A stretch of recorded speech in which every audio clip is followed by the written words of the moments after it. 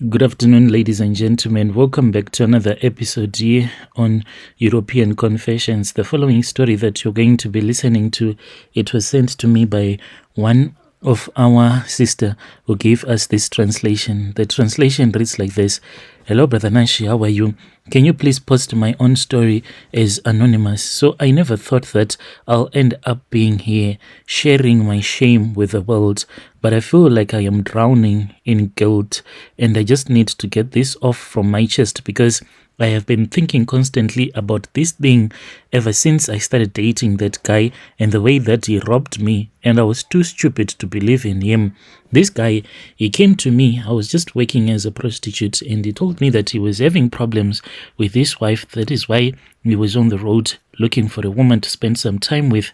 So then he booked me. He did not give me a lot of money, and I really liked his manhood. Was kind of like big, even though I knew that this was all about business, but sometimes you do enjoy the different types of men that you'll be sleeping with. So this man, we then exchanged contacts and we kept on talking. That is how I started dating this guy from Nigeria. Brother Nashi, if there is anyone who might be watching this and if they have ever thought about doing blood rituals for money, or if you are involved with someone who is into those things, please listen to my story carefully. What I did is something that I will regret for the rest of my life. It even makes me to think about going back to become who I used to be, even though I do not want to go there. It's something that makes me sick every time I think about it. I hope, if nothing else, my confession can stop someone else from making the same things that I did. It started about 3 years ago. It was in 2020, right in Hillbrow. I had been living there for a while, hustling in brackets prostitution like most of the girls, trying to survive in that jungle of a neighborhood.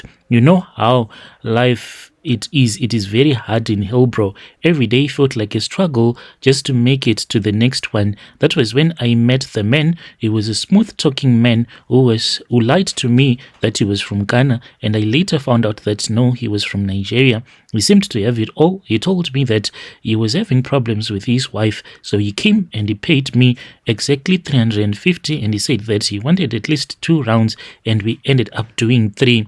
He was handsome, confident, and he had money, lots of it, and he told me that he did not want me to prostitute myself to other men. He wanted me to become his personal girlfriend. He made me to feel special, like he really cared for me. I thought that he was my way out of prostitution and the misery that I was living in. He used to take me out to nice places. He would buy me gifts and told me that he wanted to build a future with me. And he said that the only thing that was stopping him from becoming a very rich man in our country, it was because of his documentation. If I was going to get married to him, then we could have a discussion, and I was happy to become his wife. He would whisper sweet things, telling me how much he loved me, and he wanted to make me rich too, just like him, and he was willing to leave his own wife whom he had brought from Ghana. I was so blinded by his charm, I didn't even question, especially the night when he told me that he was at the hospital. I said, what is wrong?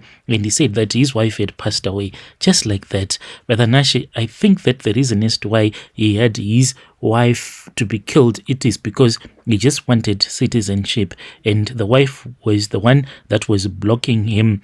Things started to change soon after the death of the wife. He started talking about deals that he was involved in, things that were supposed to make us both rich beyond our wildest dreams. At first, I did not think much of it. I was enjoying at least the little life that he was providing for me. One night when he took me to this other flat, Brother Nashi, when we went there, I was surprised when he said that it was one of his place, and you would not expect a rich man to be inside such an accommodation, someone who claimed to have so much money. There was something off about the energy in that flat. It was dark, cold, and it smelled like charms and herbs, like something had rotten, like old blood, but I ignored it. I ignored every red flag because I was desperate to believe in the future that he was promising me.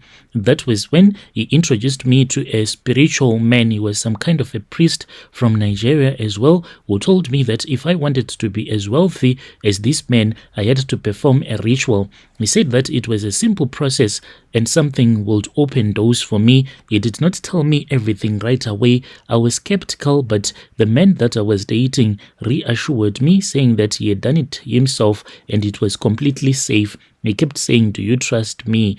Do you want us to be rich together?" I was desperate and I had bills that were piling up and I was not making enough money. So I thought that maybe this was the way out. Maybe this is how I was going to finally make it to give my child a better life. The ritual started with strange things, candles, a bowl of dark, foul-smelling liquid like blood, and they were chanting in their language. The priest then told me to say it aloud, the name of my own child, Lerato, and I did not know that when I was saying out her name, this meant that I was sacrificing my own daughter. I sacrificed my daughter. I froze when I was told that the ritual that I had done was all about sacrificing my own daughter. I thought that maybe this was some kind of a sick joke that the guy was playing on me, but the man that I thought loved me stood there and he told me that this was the only way for us to become rich. Like it was a small price, he said, to be paid before we get married. He said, "You are a poor girl and I am someone that is already wealthy. Let's say we get married, then we divorce, which means you are not going to benefit anything from the marriage." But I said, "But about you, you are also going to benefit a citizenship from my country because I would have married you." He said, "That is very different." So he said that this, what I was doing, it was for my own sake, but I wished if I had walked away that night, at least if I had run out and never looked back, but I felt like I was trapped. For days I avoided him, trying to figure a way. For days, I avoided him, trying to figure out a way out, but it was too late. I had been dragged already into his world of darkness, and he would not let me escape.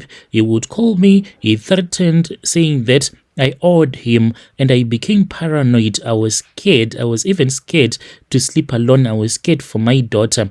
Then one evening, he tricked me again. He invited me over to that flat, saying we needed to talk. I thought that maybe he was going to let me go to undo the charms. When I got there, the priest was waiting. They had set everything up. There were candles, charms, and a small knife.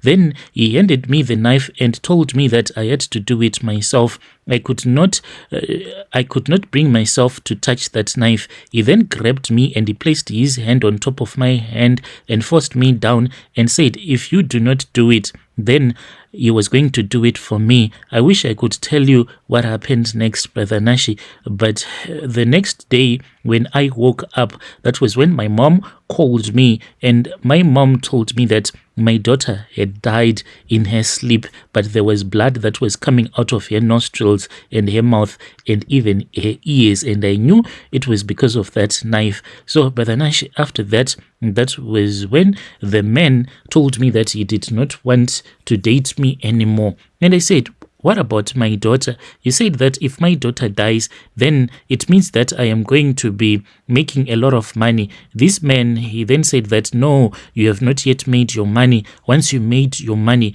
then we can get back with each other again." So that was the last time that I spoke with him. The next time when I heard that he had moved out, and then a few months later, I found out that he had married another South African woman. As we are speaking right now, they are living happily. This woman, she has no idea what kind of a man he is. I want to confront him, but the problem is that when I went to confront him, that was when I was told that I am not allowed to get at least 5 meters close to him or to his wife, because he went to the police and he did a police report, and he said that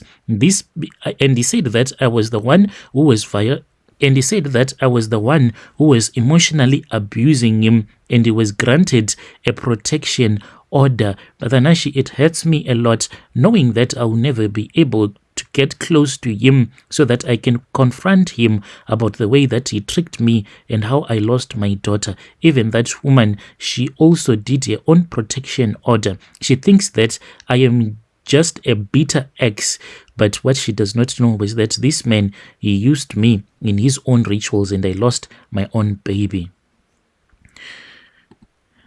Dear listeners, right there was a message that was sent to me by one of our admins who gave us this translation. Strange things indeed they do happen in this world.